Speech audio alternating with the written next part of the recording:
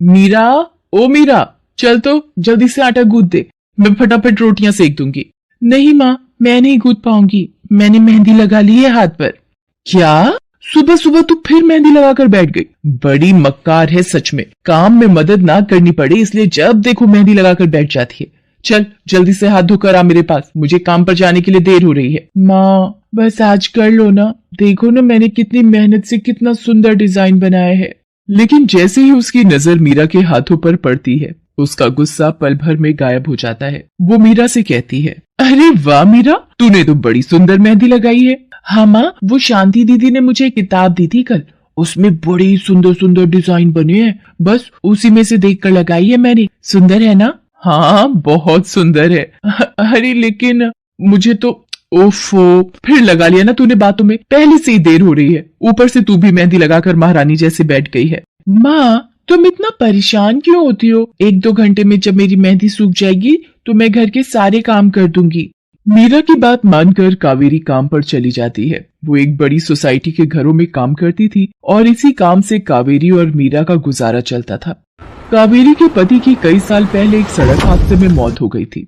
तब से कावेरी पर ही सारी जिम्मेदारी थी। मीरा भी घर के कामों में उसका पूरा हाथ बटाती थी। मीरा को मेहंदी लगाना बहुत पसंद था। उसने अपने घर के पीछे मेहंदी के कई सारे पौधे लगा रखे थे, जिनका वो बहुत ख्याल रखती थी। वो अपने हाथों से मेहंदी के पत्तों को पीसकर अपने हाथों में लगाने के लिए तैयार करती थी। फिर एक दिन, मीरा, हमें इस जगह पर थोड़ी मोड़ी खेती कर लेनी चाहिए। ये मेहंदी के पौधों से कुछ कमाई थोड़ी ही हो रही है, खेती कर लेंगे तो कुछ पैसे ही बन जाएंगे।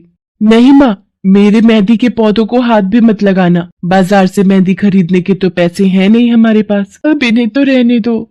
ये कहते हुए मीरा की आंखों में आंसू थे। कावेरी उसके सिर पर हाथ रखते हुए कहती है, मीरा मैं जानती हूँ तुझे मेहंदी लगाना बहुत अच्छा लगता है, लेकिन बेटा अपनी हालत तो तुझे पता ही है ना, मैं कितनी मुश्किल से। माँ सब समझती हूँ मैं, जाओ कर लो जो करना है। इतना कहकर मीरा रोते हुए वहाँ से चली जाती है। कावेरी को उसके लिए बुरा लग रहा था। वो मीरा की मेहंदी के पौधों को कुछ नहीं करती। ऐसे ही कई दिन गुजर जाते हैं। ज्यादा काम करने की वजह से कावेरी की तबीयत खराब रहने लगी। वो बहुत जल्दी जल्दी बीमार पड़ने लगी। तो मीरा ने उससे कहा, माँ तुम रहने दो, तुम्हें बुखार है, रात भर सोई नहीं हो, मैं चली जाती हूँ काम पर। नहीं मीरा, तू कैसे? ना नहीं, मैं ठीक हूँ, मैं जाती हूँ। कावेरी जैसे ही उठकर चलने की कोशिश करती है, अचानक उसे चक्कर आ जाता है। मीरा उसे सहारा देकर बिस्तर पर लिटा देती है और उससे कहती है, बस माँ अब तुम आराम करोगी और काम पर अब से मैं जाऊंगी। कावेरी घर पर रहकर आराम तो कर रही थी, लेकिन वास्तव में उसे अच्छे इलाज की भी जरूरत थी, जिसके लिए पैसे थे नहीं। दूसरी तरफ अब हर रोज मीरा काम पर जाती और लौटकर घर के भी सारे काम उसे ही करने पड़ते थे। इस सब में उसे मेहंदी लगाने का बिल्कुल भी वक्त नहीं मिल पाता था। मीरा, कितने दिन हो गए तूने मेहंदी नहीं लगाई? हाँ माँ, बस मन नहीं कर रहा। अच्छा, मेहंदी लगाने का तेरा मन नहीं? मैं सब जानती हूँ। मैंने बिस्तर पकड़ लिया है और मेरी फूल सी बच्ची पर सारे काम पड़ गए हैं। अब बस बहुत हो गया आराम। मीरा जा, तू जाकर मेहंदी लगा ले, आज मैं जाऊंगी काम पर। नहीं माँ, तुम कहीं नहीं जाओगी, मैं कर लूंगी सब। और मैं सच बोल रही हूँ, मैं बड़ी हो गई हूँ, मेहंदी वेहंदी का मुझे शौक नहीं। इतना कहकर मीरा काम पर जाने के लिए घर से निकल जाती है। कावेरी की आंखों में आंसू आ जाते हैं। मीरा सोसाइटी के कई घरों में काम करती थी। उन्हीं में से एक घर आरती का भी था। उसके घर पर तीज का त्योहार बड़े धूमधाम से मनाया जाता था। तीज की तैयारियों में मीरा भी मदद कर रही थी। इसी बीच, अरे ऐसे कैसे? मैंने सारे रिश्तेदारों को बुला लिया है, मेरी सारी फ्रेंड्स भी आने वाली हैं। मैं क्या कहूंगी उन्हें? फोन पर काफी देर बहस करने के बाद आरती फोन रख देती है। उन्हें उदास देखकर मीरा उससे पूछती है, क्या हुआ मैडम जी, आप कुछ परेशान लग रहे हो? हाँ मीरा, बड़ी मुसीबत हो गई। कल तीज का फंक्शन है, मैंने सबको मेहंदी लगवाने के लिए यहीं बुला लिया है और आखिरी मौके पर ये पार्लर वाली धोखा दे गई। कह रही है कल नहीं आ पाएगी। अब क्या होगा? इतनी जल्दी कौन तैयार होगा सबको मेहंदी लगाने के लिए? मैडम जी, वैसे मैं भी ठीक ठाक मेहंदी लगा लेती हूँ। अरे हाँ, कावेरी ने मुझे बताया तो था एक बार कि तुझे मेहंदी लगाने का बहुत शौक है। वैसे मुझे तो कोई परेशानी नहीं है, तू देख ले बेटा, बहुत सारे हाथ लगाने होंगे और मेहंदी बढ़िया लगनी चाहिए सबके।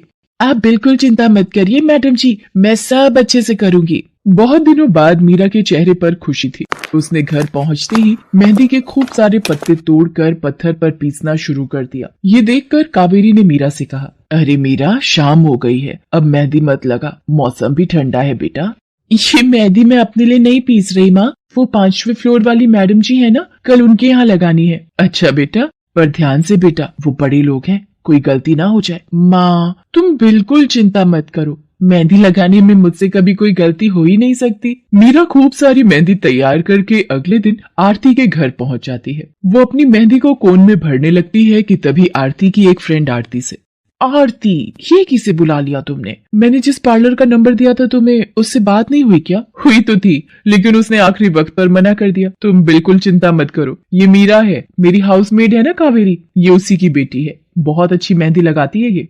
ओफो आरती, तुम भी ना, पार्लर की बात अलग होती है, उन लोगों का मटेरियल ब्रांडेड होता है, मेहंदी के रचने की गारंटी मिलती है वहां से, और इसकी मेहंदी तो मुझे कुछ समझ नहीं आ रही, इस पर तो कोई लेबल तक नहीं है, अगर कुछ गलत रिएक्शन हो गया हाथों पर तो। आप बिल्कुल चिंता मत कीजिए मैडम जी, ये मेहंदी मैंने खुद पीस कर तैयार की है, मेरे पास बहुत सारे मेहंदी के पौधे हैं, इसमें कुछ भी ऐसा नहीं है जो आपके हाथों को नुकसान दे। ना भाई ना, सॉरी आरती, बट मैं अपने हाथों को लेकर कोई रिस्क नहीं ले सकती, तुम सब लगवाओ, मैं तो पार्लर जाकर ही लगवाऊंगी। इतना कहकर आरती की दोस्त शालिनी वहां से चली जाती है। आरती मीरा को इशारा देकर काम शुरू करने को कहती है। अरे वाह, मानना पड़ेगा, इस बच्ची ने कमाल की मेहंदी लगाई है। मुझे तो नहीं लगता कि इस मेहंदी का वैसा रंग आएगा जैसा पार्लर वाली मेहंदी का आता है। अब बस भी करो शालिनी, मेहंदी कैसी रचेगी ये कल तक पता चल ही जाएगा ना, बच्ची है वो, उसे इस तरह डराओ तो मत। अरे मुझे क्या, मेरे हाथ कौन सा खराब होने वाले हैं, तुम ही लोग लगवाओ और तुम ही भुगतना। शालिनी गुस्से में वहां से चली जाती है। उसे पूरा यकीन था कि मीरा की मेहंदी रचेगी नहीं, साथ ही हाथों पर उसका गलत रिएक्शन भी हो सकता है, लेकिन जो हुआ वो इससे बिल्कुल अलग था। अगले दिन मीरा के घर पर, अरे मैडम जी आप यहाँ, आपने तो आज काम पर आने के लिए मना किया था ना, मैं इसीलिए नहीं आई। हाँ हाँ, कल तुम कितना थक गई थी, इसीलिए मैंने आने को मना किया। मैं यहाँ तुम्हें काम पर बुलाने नहीं बल्कि किसी और काम से आई हूँ, अंदर नहीं बुलाओगी? अरे माफ कीजिएगा मैडम जी, आइए अंदर आइए। आरती को देखकर कावेरी भी बिस्तर से उठकर खड़ी हो जाती है। आरती के साथ उसकी दोस्त शालिनी भी थी। मीरा उन दोनों को पानी देते हुए कहती है, ये लीजिए मैडम जी, मेहंदी तो ठीक से रची ना मैडम जी? ये तुम्हें मैं नहीं शालिनी बताएगी। फिर शालिनी अपने हाथ मीरा की तरफ बढ़ा देती है। उसके हाथों पर कई जगह छाले पड़े हुए थे। ये देखकर मीरा उससे कहती है, अरे ये क्या हुआ मैडम जी? मैंने तुमसे मेहंदी नहीं लगवाई, उल्टा तुम्हारा अपमान करती रही, उसी की सजा मिली है मुझे। मैंने सबसे महंगे वाले पार्लर में जाकर मेहंदी लगवाई। मैंने उनसे जोर देकर कहा कि मेहंदी का रंग बहुत बढ़िया आना चाहिए। इस चक्कर में उन्होंने पता नहीं क्या क्या मिला दिया मेहंदी में, और मेरे हाथों का ये हाल हो गया। और दूसरी तरफ तुम्हारी मेहंदी, जिसने भी लगवाई उसके हाथों की रंगत ही अलग है। देखो आरती के हाथ देखो जरा। आरती ने अपने हाथ आगे बढ़ा दिए, जिन पर मीरा के हाथों से लगी मेहंदी का बहुत ही अच्छा रंग चढ़ा था। फिर आरती कावेरी के पास जाकर उससे बोली, बस कावेरी, ये झाड़ू पोछा और बर्तन बहुत करवा लिए तुमने मीरा से, ये अब वो करेगी जो इसे करना चाहिए। जी क्या मतलब मैडम जी? ये अब मेहंदी लगाएगी सबके हाथों पर। हमारी एक दोस्त का अपना ब्यूटी पार्लर है, उसे मीरा का काम और उसकी मेहंदी की क्वालिटी बहुत अच्छी लगी। वो मीरा को अपने यहाँ काम देना चाहती है, अच्छे पैसे भी देगी वो मीरा को, और तो और वहाँ रहकर मीरा पार्लर के दूसरे काम भी सीख पाएगी। आरती की बात सुनकर कावेरी की आंखों में आंसू आ जाते हैं। वो हाथ जोड़कर आरती का शुक्रिया अदा करती है। मीरा भी बहुत खुश थी। अब न सिर्फ वो अपना मेहंदी लगाने का शौक पूरा कर सकती थी, बल्कि अच्छे पैसे कमाकर अपनी माँ का इलाज भी करवा सकती